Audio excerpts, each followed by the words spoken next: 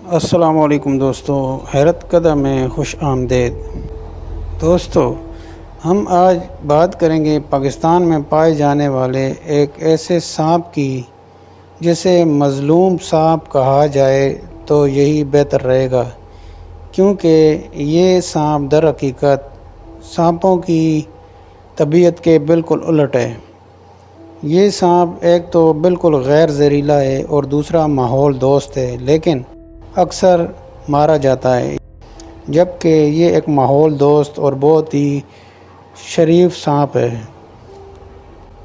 اس سانپ کو انگلش میں سینڈ بوا جبکہ عام پاکستانی زبان میں دو منہی سانپ کہا جاتا ہے، اور اس کے اوپر کئی بار اس قسم کی کہاوتیں فٹ کی جاتی ہیں کہ جو شخص زیادہ خطرناک ہو تو اسے کہا جاتا ہے کہ دو منہ والا سانپ۔ حالانکہ یہ سینڈ بوا جو کہ دو منہ والا سانپ کہلاتا ہے، بالکل غیر زہریلا اور فطرتاً شرمیلا سانپ ہے، اور یہ نقصان دہ بالکل نہیں ہے۔ سینڈ بوا کے بارے میں پاکستان میں بہت ساری غلط فہمیاں پائی جاتی ہیں۔ کافی سارے لوگ سمجھتے ہیں کہ یہ 6 مہینے ایک طرف منہ کر کے چلتا ہے، جبکہ 6 مہینے دوسری طرف منہ کر کے چلتا ہے، جبکہ حقیقت اس کے بالکل خلاف ہے۔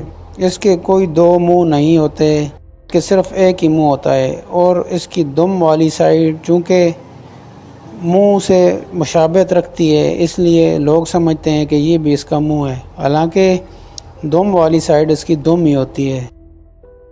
یہ سانپ اپنی زندگی کا زیادہ تر حصہ ریت یا نرم مٹی کے اندر گزارتا ہے، اس لیے اسے سینڈ بوا کہا جاتا ہے۔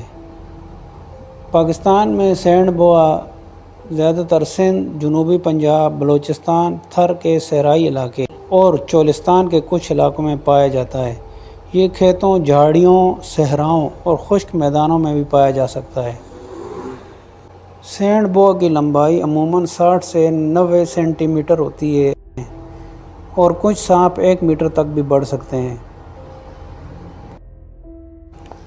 سینڈ بوا کا جسم موٹا اور طاقتور ہوتا ہے، اور سر نسبتاً چھوٹا ہوتا ہے، اور اس کی آنکھیں بھی چھوٹی چھوٹی ہوتی ہیں تاکہ ریت میں آسانی سے رہ سکے۔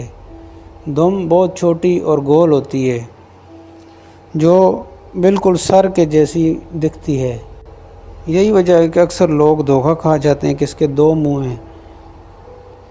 یہ شکار زہر سے نہیں بلکہ اپنے مضبوط جسم سے اپنے شکار کو جکڑ کر اسے مار دیتا ہے۔ قدرتی ماحول میں سینڈ بوا تقریباً 10 سے 15 سال تک زندہ رہ سکتا ہے، جبکہ کھیتوں میں موجود چوہوں کی تعداد کو کنٹرول کرنے میں اہم کردار ادا کرتا ہے۔ اسی وجہ سے یہ کسانوں کے لیے فائدہ مند سانپ سمجھا جاتا ہے، لیکن پھر بھی لوگ اکثر اس کو زہریلا سانپ سمجھ کر مار دیتے ہیں۔ سینڈ بوا کو اب کافی سارے خطرات لاحق ہیں، جس کی وجہ آبادی میں اضافہ اور غیر قانونی جنگلی حیات کی تجارت اور غلط فہمی کی وجہ سے لوگوں کا اسے مار دینا شامل ہیں۔ امید ہے دوستو آج کی ویڈیو آپ کو پسند آئی ہوگی۔ اگلی ویڈیو تک کے لیے اللہ حافظ۔